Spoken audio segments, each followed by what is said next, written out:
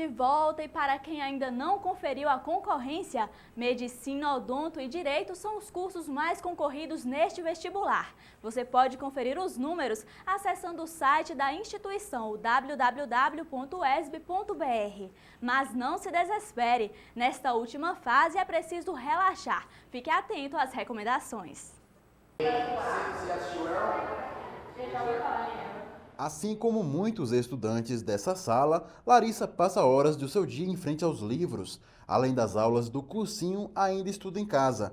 Tanta preparação tem motivo, ela quer medicina e já se imagina daqui a 7 ou 8 anos. Pretendo estar formada e feliz com a minha profissão, realizada, né? Só que antes disso tem a graduação e antes dela ocorre o vestibular. Ela já tentou ingressar no curso em uma faculdade de Minas Gerais, mas não passou. Agora será a vez do processo seletivo da UESB. As provas vão acontecer já nos próximos dias 13, 14 e 15 de dezembro. Só que nessa etapa final, muitos estudantes têm algumas dúvidas: o que estudar, como estudar e administrar o tempo. Por isso, a reportagem de hoje é especial para dar orientação aos vestibulandos nesta etapa final. Segundo esse professor, é essencial que o estudante esteja atualizado, utilizando principalmente a internet, mas antigos e importantes recursos não devem ser deixados de lado. O advento da internet ajuda muito nesse ato de estudar, porque aumenta a velocidade de acesso que você tem. Então isso é uma coisa muito positiva que eu acho que eles têm que fazer mais. Mas uma coisa que na época eu fazia e que eu acho que eles hoje fazem menos é ler mais. Porque essa confiança de achar que todas as respostas necessárias já estão na internet, às vezes cria no aluno essa falsa impressão de que ele tem um conhecimento, de que ele tem um conteúdo, ele tem acesso. Mas muitas vezes o conteúdo não pertence a ele porque ele não se apropriou, porque ele não leu, porque ele não estudou. Na minha época, que a gente não tinha esse tipo de coisa, você tinha que ler muito mais, fazer apontamento, tinha que memorizar muito mais coisas.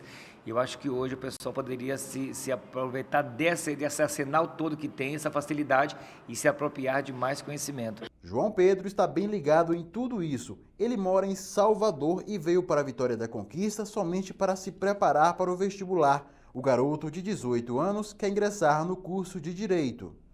Eu tô sim, porque na verdade eu me preparei um ano inteiro para o Enem, no colégio. Aí eu vim aqui para a Vitória da Conquista e entrei no cursinho para não ficar esse mês de novembro e o começo de dezembro parado.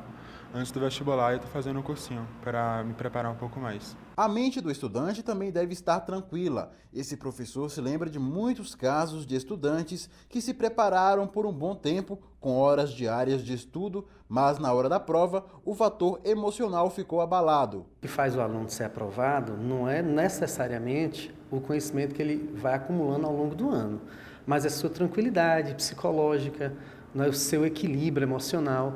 Todos esses são fatores que influenciam muito na prova. O João Pedro também anda se preparando nesse sentido. Normalmente eu já fiz algumas aulas de meditação e tal, eu pratico respiração e às vezes até alguns mantras. O candidato, tendo estudado o suficiente e bem no fator emocional, tem boas chances de sucesso nas provas. Neste ano, mais de 17 mil pessoas se inscreveram para as 47 graduações ofertadas pela universidade. Os cursos de medicina continuam sendo os mais procurados, tendo, portanto, as maiores concorrências. A Larissa, lá do começo da reportagem, quer uma das vagas, mas ela nem pensa muito no número de inscritos. Passar no vestibular depende somente dela. Eu tento não me focar muito a isso, não pensar muito na concorrência. Eu acho que a minha concorrência sou eu mesma. Entendeu? Então, assim, se eu me preparo, se eu estudo, eu acho que eu sou capaz. Vamos ver agora mais um comentário sobre outra obra literária, o Dica do Mundo, que hoje está em dose tripla.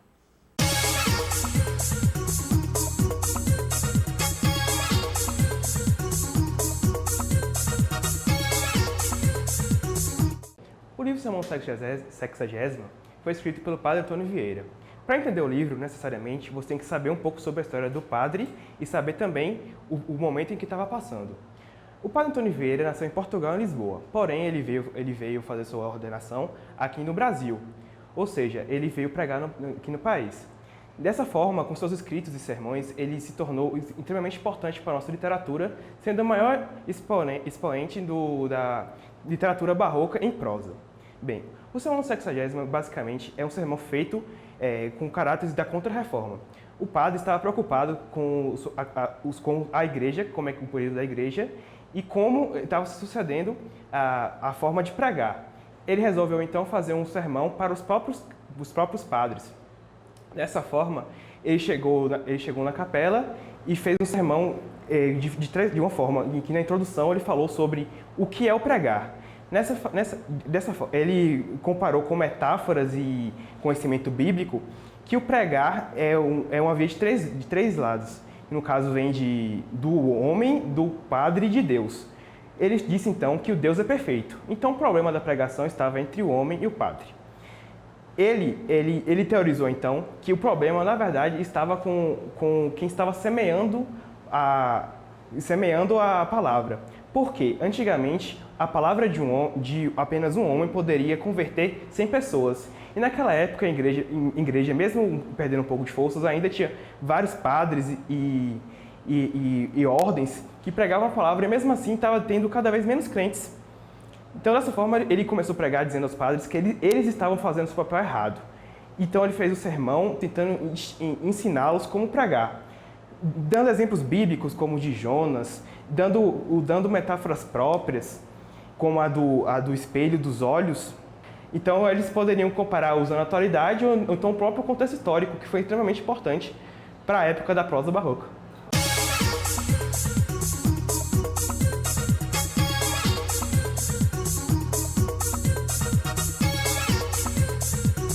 Chegou o momento de aprender um pouco mais sobre Libras, a linguagem brasileira de sinais.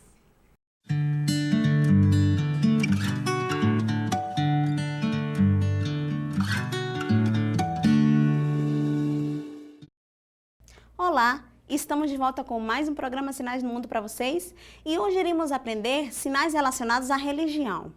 Então, o primeiro sinal de hoje vai ser o sinal de Deus. Então, o sinal de Deus, a gente faz a forma da mão em D e aponta para o céu, ó, fazendo esse movimento para cima. Então, Deus, sinal de Deus. O sinal de Jesus, a gente vai fazer dessa forma aqui, as mãos abertas. A princípio, a gente vai flexionar esse dedo maior, a gente toca de um lado da mão, aí a outra mão toca na seguinte, fazendo o sinal assim então. Jesus, ó. É como se a gente estivesse lembrando os cravos, né? Que marcaram as mãos de Jesus quando ele foi crucificado. Então, essa seria a ideia do sinal. É uma forma da gente lembrar também. Então, Jesus, olha só, mais uma vez repetindo. O dedo médio é que vai estar destacado. A gente toca na palma da mão, aí traz novamente a mão e a outra mão faz a mesma coisa, o mesmo movimento. Então, recapitulando, Jesus. Então, Deus, Deus e Jesus. E o sinal de Senhor, como seria? Nós temos dois sinais para Senhor. O primeiro sinal é com a letra S, assim. E a gente vai tocar aqui, ó, o nosso ombro esquerdo, trazendo a mão até a cintura do lado direito. Senhor. Senhor. E tem esse outro sinal de Senhor, que é com a forma da mão em R. A gente toca aqui do lado direito da testa e leva para cima também, fazendo esse movimento, ó. Como se estivéssemos apontando para o céu. Senhor. Recapitulando então os dois sinais. Senhor ou Senhor. Então, os sinais de hoje, Deus. O sinal de Jesus.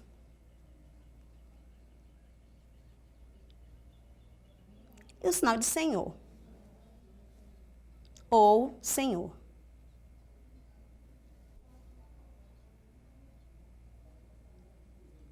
Se eu quisesse dizer a frase, Deus é amor. Então, o sinal de amor é esse aqui, que eu já ensinei em algum outro momento para vocês. Então, amor, assim. Então, juntando os dois sinais, então, Deus é amor. Bem simples, não é mesmo? Vamos ver novamente? Deus é amor. Por hoje é só. Espero vocês mais uma vez na próxima semana com mais um programa Sinais do Mundo. Um beijo enorme. Até lá.